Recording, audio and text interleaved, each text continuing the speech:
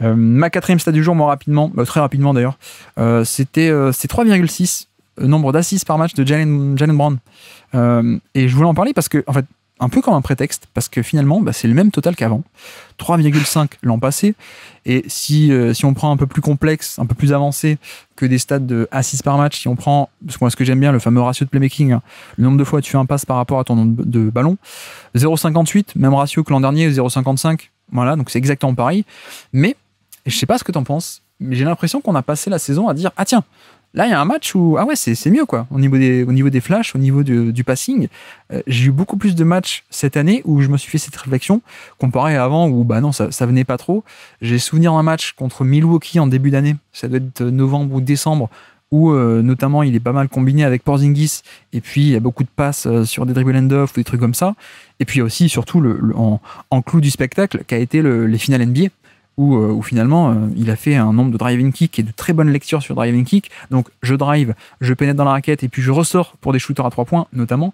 Je trouve que ces finales au passing ont été assez admirables hein, comparé à ses standards et aux attentes qu'on avait sur lui. Donc voilà, au final, tu prends les chiffres moyens de la saison, en fait ils sont les mêmes que l'an dernier, mais je trouve que de plus en plus on a eu pas mal de flashs intéressants pour Jaylen Brown au passing cette année.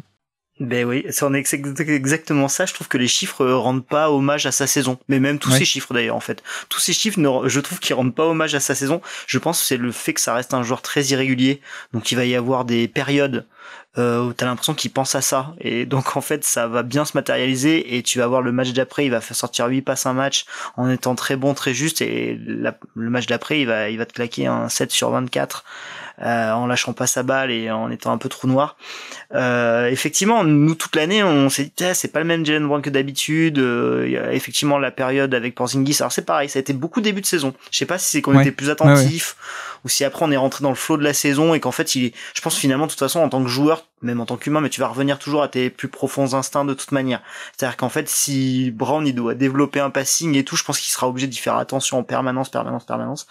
Donc sur le flow d'une saison, effectivement son pourcentage d'assists il est finalement assez stable par rapport à l'année d'avant. Par contre on a vu des choses beaucoup mieux, moins de pertes de balles globalement, pour le coup assez nettement, voilà. Mais ces chiffres d'efficacité ils ont pas beaucoup évolué non plus. Par contre le point d'orgue ça a été effectivement les finales NBA.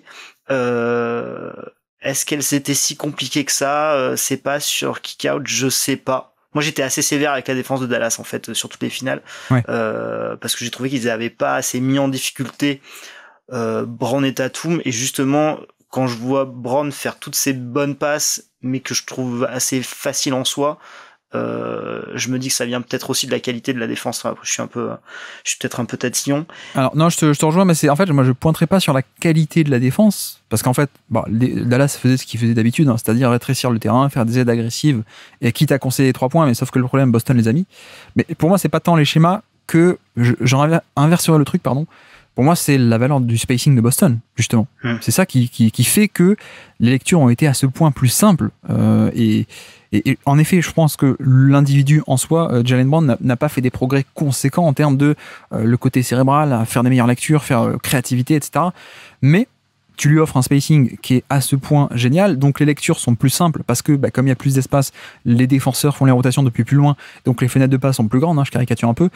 Mais en effet, il y a un peu ça, et le truc, c'est lui aussi, il a bien répondu à ça, entre guillemets, mais ce combo des deux est pour moi une très bonne manière aussi d'optimiser un joueur qui est pas forcément top passeur de base, mais tu le mets dans ce genre d'espace, en fait, il fait les bonnes lectures parce que les lectures sont assez simples, et donc c'est un peu l'un qui bosse pour l'autre et vice versa, quoi. Tout à fait. Et dans la lignée des chiffres qui lui rendent pas vraiment hommage, je trouve qu'il a fait une bien meilleure saison défensive que l'année dernière. En fait, globalement, je considère que sa saison 23-24, elle est un cran supérieure à l'année dernière. Ouais. Peut-être même 2, j'en sais rien, parce que je sais pas ce que vaut un cran d'ailleurs, mais bon voilà, c'est mon échelle à moi. Mais qu'effectivement, quand tu regardes tous ces chiffres, c'est exactement le même mec.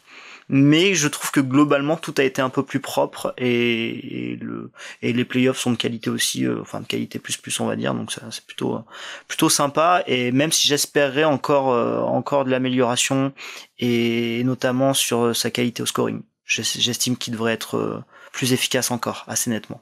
Ouais, Bon, après, d'ailleurs, je crois qu'il fait une très bonne saison au niveau des drives. Je sais pas si je peux arriver à le retrouver vite fait, mais je crois qu'il était au-dessus de la moyenne, alors que c'était pas le cas avant. Mais l'année d'avant, tu nous avais sorti des stats où justement, je le trouve, il était très bon en drive, et cette année, au cercle, il a été un peu moins bon cette année.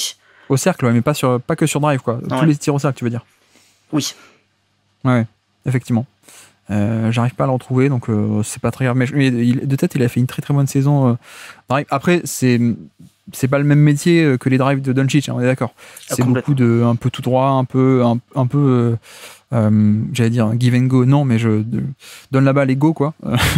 Ce genre d'attaque un peu frontale dans un bon spacing, là encore, qui fait du bien. Vas-y. Mais globalement, je dirais bien nous le trèfle, nous en tant que supporters de Boston, c'est tout ce qu'on demande à Jaylen Brown, c'était d'épurer énormément son jeu en fait.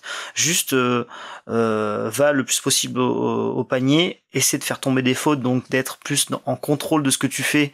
Alors je sais pas si ça s'apprend d'ailleurs, hein, à ces niveaux-là, ça doit être quand même assez délicat quand tu l'as pas. Donc progression au dribble, enfin tout épurer et être le plus simple possible dans son jeu, parce que Jaylen Brown, je pense pas que c'est quelqu'un qui peut complexifier son jeu à outrance, ça sera pas positif sur le long terme de toute manière. Ouais. Non mais effectivement, et tu vois, il fait les mêmes chiffres d'efficacité alors qu'il est moins assisté qu'avant. Il est passé de 53 à 48. Et actuellement 48, c'est un 95e centile, donc à son poste, mieux un plus petit total que 95% des joueurs à son poste. Donc voilà, c'est effectivement ça évolue. Et puis non, c'est pas exactement le même que l'an dernier. Il a aussi un trophée de MVP des finales tout de même. Donc, oui, il a rempli l'armoire. Il a rempli. Mais c'est marrant parce que personnellement j'estime que ça reste le même mec, finalement le même joueur. Le titre de MVP des finales change pas grand chose à mon jugement sur lui finalement. Ouais. Même si j'estime que sa campagne de playoff est bien meilleure que celle d'avant et qu'elle est quand même très qualitative. Le seul truc, c'est que je me dis, il a 27 ans.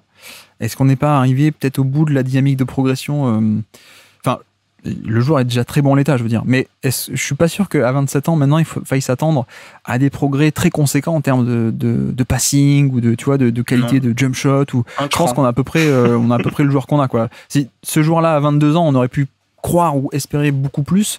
Je pense que là, on a déjà en l'état, en fait, un produit fini, à mon sens, en fait. Produit fini, on peut espérer une progression du shoot quand même. Ça reste un shooter de série à 3 points notamment.